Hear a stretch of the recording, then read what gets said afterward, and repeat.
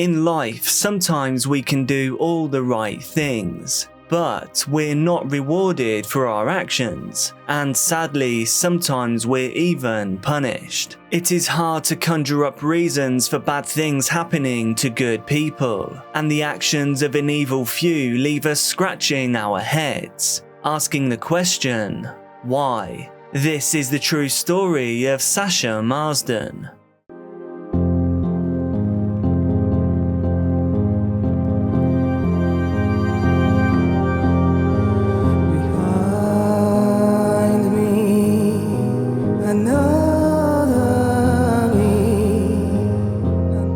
Viewer discretion is advised for this educational documentary. I bring you true crime, disturbing stories, and other things that you may later regret knowing with regular uploads every week. Please do join the quickly growing, incredibly supportive Dark Case family by hitting subscribe now and turning on notifications. Remember, choosing to be kind can save a life in many ways. Thank you so much for choosing to be here with me. Our love and respect goes out to those that knew and loved Sasha and all those affected by this case.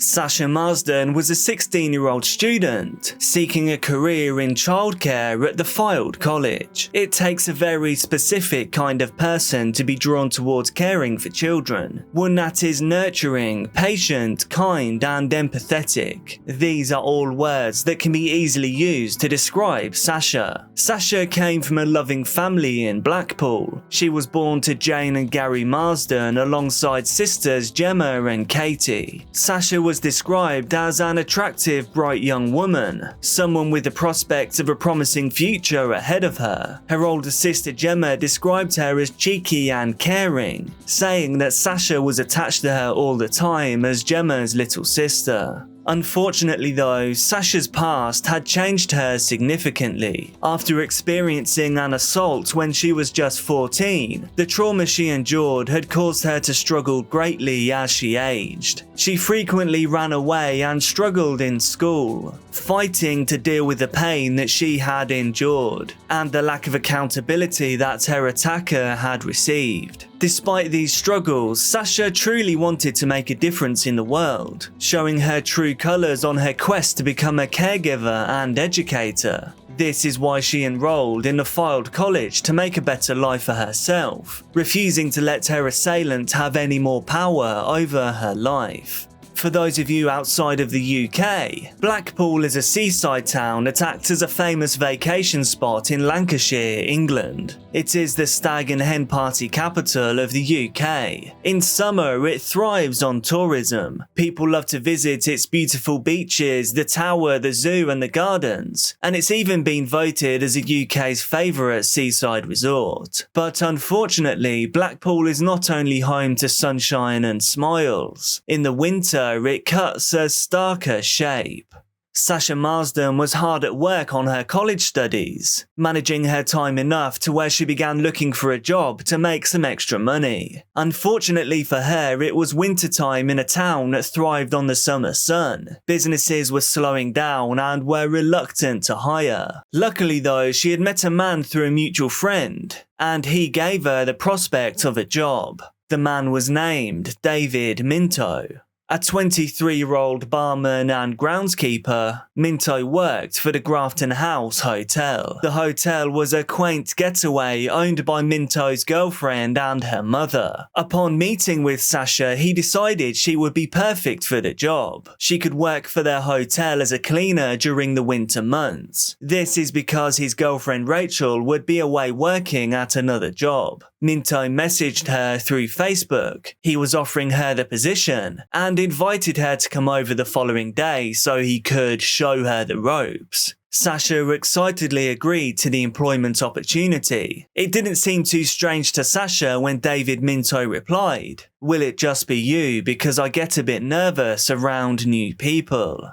She calmed Minto's mind and made plans to visit the hotel the following day. David and Sasha had agreed that her first official day of work would be January the 31st. So on that day in 2013, Sasha's father, Gary, drove her to a shoe store near the Grafton House Hotel. Sasha told him that she would send him a message when she was ready to be picked up. Gary returned home to his wife and the family continued their day as normal. He was, however, prepared to pick up Sasha when they received her message. But by the time 8 PM rolled around, her parents became extremely worried. They'd called her and texted her to check on her status, but had heard nothing back. Instead of panicking, they decided to call Sasha's boyfriend, Danny. It was possible that he had gone to pick her up instead, but Danny hadn't seen or heard from her either. We can only imagine this causing an ominous feeling in the pit of their stomachs. Sasha's parents decided that they needed to find the hotel that Sasha was working at. Fortunately, boyfriend Danny knew Sasha's Facebook password, and this was a method of communication between Sasha and David Minto, the man who was now her boss. They quickly found the name of the hotel and hopped in the car to pay a visit. Upon arriving at the hotel, they walked inside to find David Minto at the front desk. Knowing that he was the man that hired Sasha, they asked him if Sasha was ready to come home yet. But to their surprise, David explained that Sasha had already gone home for the night. This was a great cause for concern. Sasha had no way of getting home without either her parents or Danny giving her a lift. Even though she had disappeared before in the past, things seemed different now. They thought that part of her life was over. Hours would go by without any news, and when 11 PM rolled around, Jane and Gary Marsden knew that something had to be wrong. It was time to report Sasha missing to the police.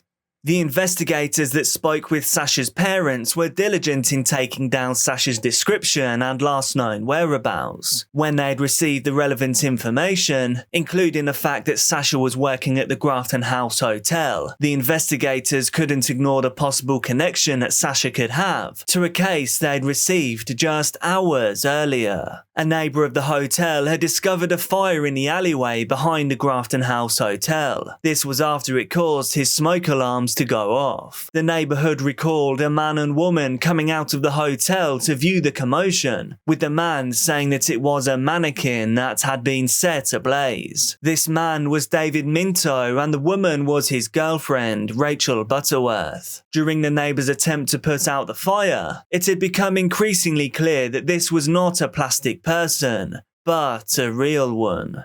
They were wrapped in rubbish bags, carpeting scraps and bedding. There was no way to visually identify the body due to the state that it was found in. Police investigators had to find another way. Using Sasha's toothbrush, they were able to match her DNA to that of the body that had been found in the alleyway just hours before. She had been terribly assaulted, receiving 58 wounds to her neck and head made with a sharp implement. The only man that had any sort of connection to Sasha was David Minto, the man that had hired her. Because of this, David and girlfriend Rachel were both arrested for Sasha's attack. Before they questioned the two suspects, police had done a thorough investigation of the hotel and the alleyway. They had found a huge amount of Sasha's DNA, namely in the form of blood. Vital fluids were in the alleyway, hotel halls and bathtub. DNA had also been found on a knife inside the hotel, one that would later be determined to be the sharp implement that was used in Sasha's attack. In addition to this, investigators found Sasha's clothes, purse and phone inside the hotel. Upon questioning, Rachel denied knowing anything about the occurrences from that night. She said she had arrived at the hotel at around 9 PM, smelling a strong odour of bleach in the air. David said that he had cut himself and got it on the carpet. He had then used bleach to clean it efficiently. Rachel had no clue that David was talking to Sasha, or that he had hired her or invited her to the hotel that day. In fact, David had no authority to employ anyone or pay them, having absolutely no say in the business or any access to the bank account. The police believed Rachel's story. They released her from custody and turned their focus to David Minto. The evidence against David was overwhelming, but his confession would seal it all in place. Despite the cards that were stacked against him,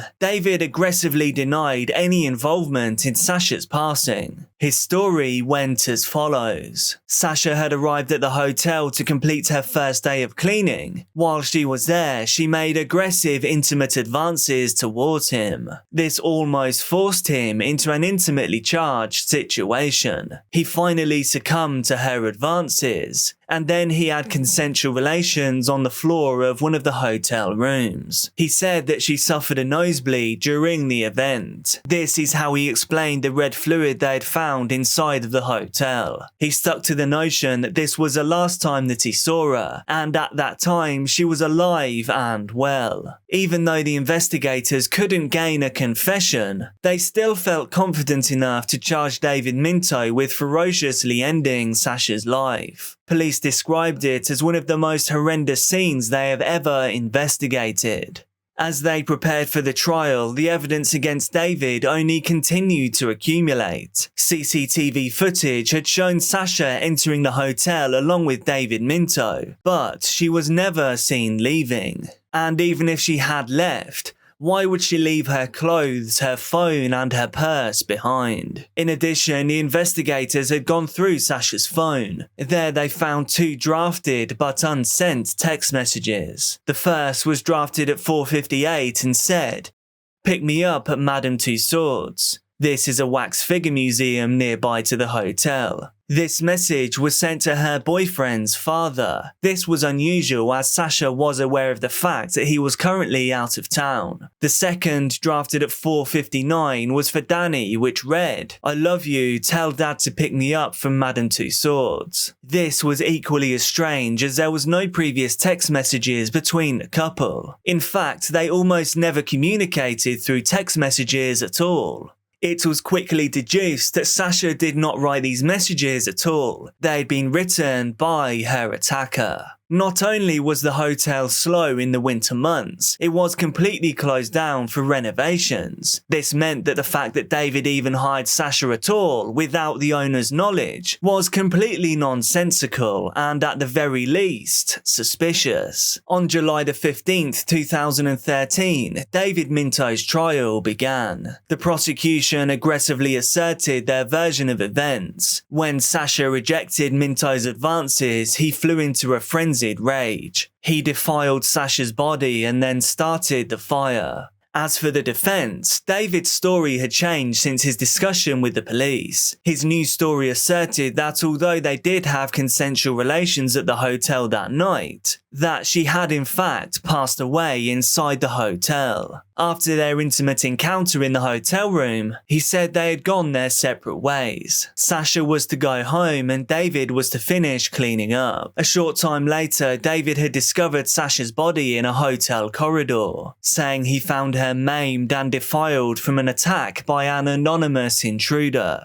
And then, in a state of shock and confusion, he moved the body to the back alleyway behind the hotel. He did this because the sight of her made him queasy. The defense asserted that the real attacker was still out there roaming the streets, whilst the prosecution was pursuing an innocent bystander. The prosecution ignored these accusations, confidently presenting the overwhelming evidence against Minto, and hoping that this was enough. 11 days later, it was time for the jury to deliberate. It only took 3 hours for the members of the jury to arrive at a unanimous decision. They found David Minto guilty for everything he had done to Sasha Marsden. He was sentenced to a minimum of 35 years in prison, and the judge had plenty of choice words for him, saying that his deeds were ferocious and sustained, and that there was no sense of humanity within him. Sasha's family is doing everything in their power to ensure that David Minto never sees the light of day again. Sasha's sister Katie is ready to fight as hard as she can to make sure that Minto stays in prison forever, saying, "He will be 57 when he gets out. We believe he will do this to someone again. He's got no remorse and was not sorry in court. He took selfies on his phone while Sasha's body was there." Do you think the punishment fits the crime here? What do you think could be done to avoid something like this happening again in the future? Let me know down in the comments. Please do hit like if you appreciate what I'm doing here. Thank you to everyone in the Dark Case crew. You too can become a channel member for just 99p. A huge thank you to my patrons. Your support makes a massive difference. You too can support my work and be thanked in every video for just $5 per month. So thank you to Rachel David, Kathy Green, David James, Addy Alexander, Karen Jones, El Palmieri, James Harrington, Shane Woodward, Faster River, Stacey Krogerus, Summer Chambers, Mona Corona, Cepheid Variable, Anthony Watson, Jason Coward, Garth Impaler, Jeremy Sebranek, Joy Burton, Dawn Crock, Michelle Mims, Natalie Lundquist, Anita Ford, Christina Garzon, Annette Parkins, Austin Lounsbury, and Darlene. Be careful out there, and I'll see you soon.